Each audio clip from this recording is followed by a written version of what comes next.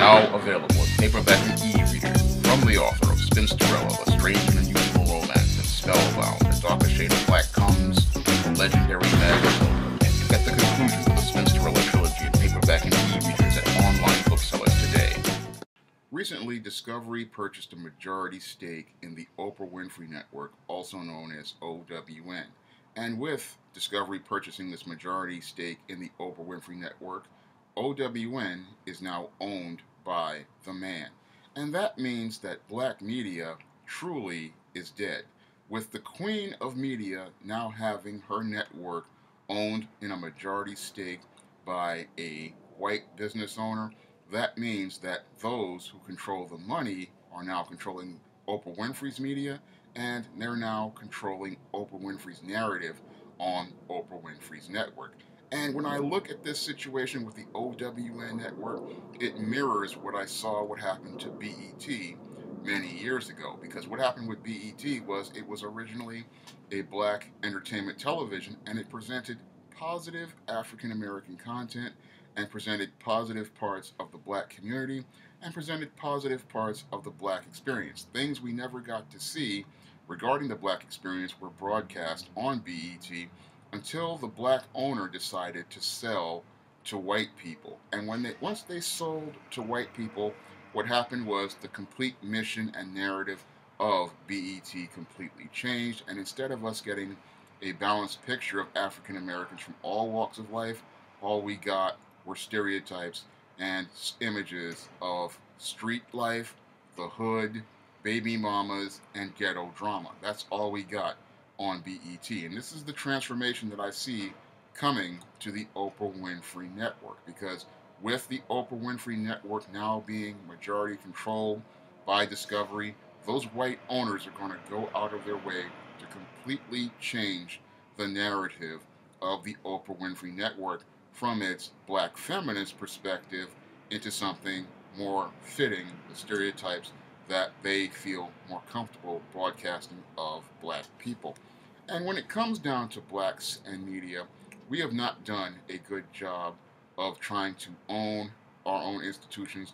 Moreover, we haven't done a good job of trying to protect our institutions. And that's all due to the self-hatred many black people have and how spellbound many black people are regarding whites here in America. Because when it comes down to people like your Oprah Winfrey and even the owner of BET, the original owner of BET, they all think that the white man's ice is colder, and they don't see a value in the media that they own or the media that they control, or the fact that they have a platform where they can control the media and they have the money to control the media and the narrative. No, they don't see a value in that. They see a value in getting the attention and approval of white people and taking whatever scraps white people give them for the things that truly have value in their community. Because us owning our own network is something of tremendous value, because with our own network we can present a counterpoint to refute many of the stereotypical narratives presented in mainstream media. Moreover, we can also present images of ourselves that are positive, balanced, and humanized, and we can tell stories about ourselves that other media platforms will not touch.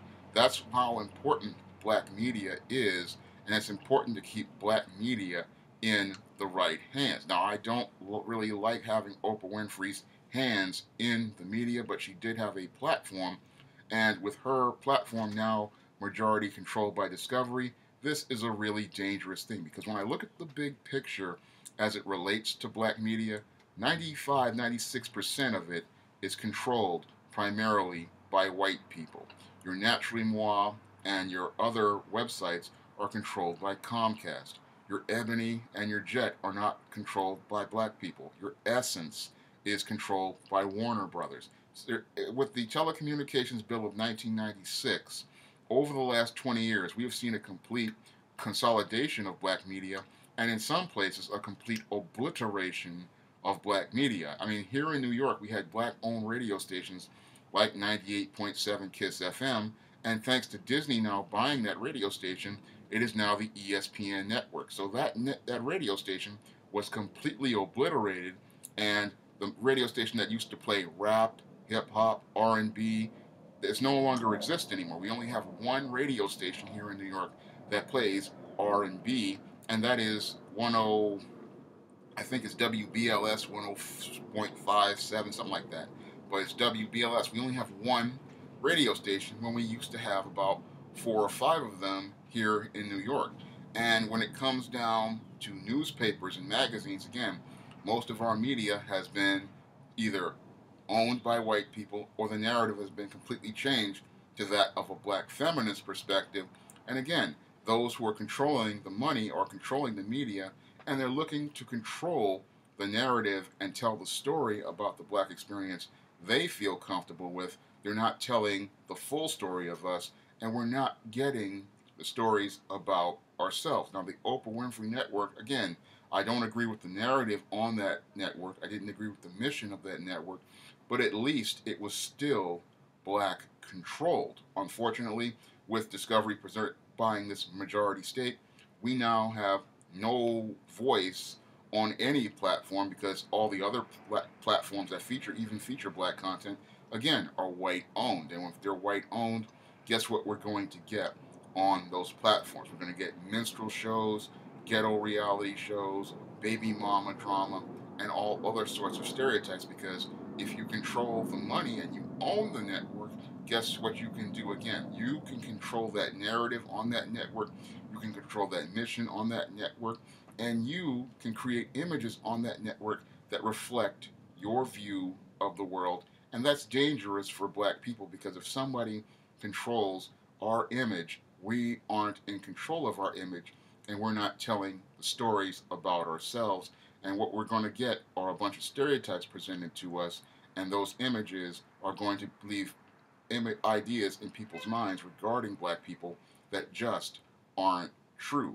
Black owned media is a very important thing, and that's why I go out of my way to publish books as part of the SJS Direct Imprint, because I understand how important it is for us to have that counterpoint.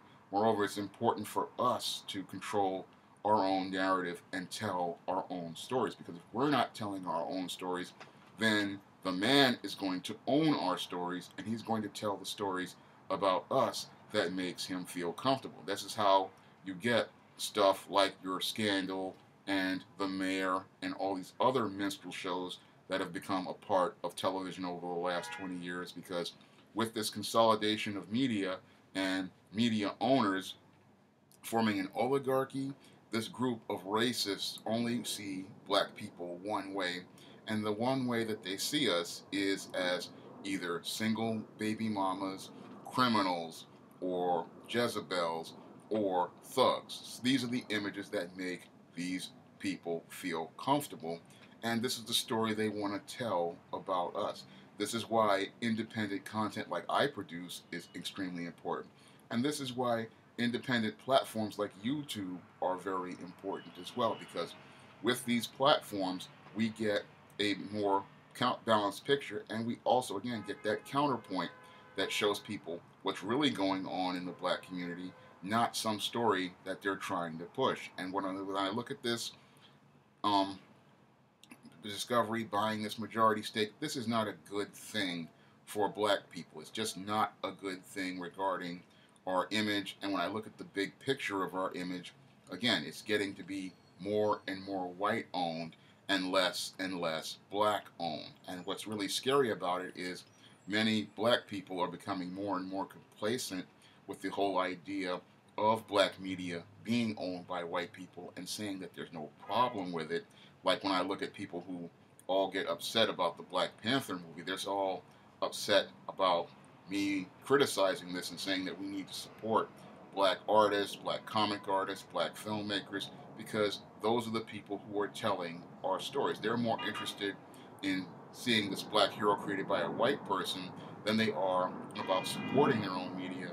And that's the really scary, that's the most scary thing. Black people have become apathetic and indifferent towards their own media, and they don't understand how important it is for us to own and control our media. I mean, after looking at many of the images that were presented during Jim Crow of the mammies, the coons, and the minstrels firsthand, I understand that value in controlling our image. I understand the value in telling our stories. I understand the value of controlling our narrative, because without us controlling our narrative, we can't get our stories out there. And when other people get our stories, they're going to tell our stories in the narrative they feel comfortable with, and that's not good for us long term. This is something many black people are taking for granted. They're just taking these black medias being bought up on the chin, and they're not going out and making efforts to create their own media platforms so that they can have their own voices and their own stage to present their voices, because having us control our media is the most important thing. And the one thing most black media owners need to understand is you can't get spellbound whenever a white person pays attention to you, because whenever a white person pays attention to you and you give them something that of yours that has value, you have taken away all of the things that truly have worth to you, because all that work you put into creating your own media platform, like Oprah Winfrey did with the Oprah Winfrey Network, that has tremendous value. That's a tremendous asset to the black community, and it's a wealth building asset, because the wealth of information that you put on your own television network, that's going to have an impact on the minds of many black people for generations to come. I can look at what happened with BET and how that shaped an entire generation. How a lot of kids who grew up in the 90s and watched BET, they were shaped by that, seeing those college football games, those college shows like the College Bowl, I think, or seeing positive images of black people and balanced images of black people. That shaped an entire generation. And when that owner sold BET, it really destroyed the image of black people, because once those white people got a hold of it, that's when we got the stereotypes all over again. And an entire generation turned into the twerkers and the hood rats, and we started to see the fight videos like we did on YouTube, because people were influenced by that media. And that's why we, again, have to understand the value of ownership, and we have to understand the value of self and the value of ourselves and controlling our image in the community. If you'd like to see me make more videos like this, you can donate to my Patreon by clicking the link in the description box. And if you want to try some of my SJS Direct publications, you may do so by clicking the link to Amazon.com. That's all I have to say for this video. You can comment, rate, and subscribe.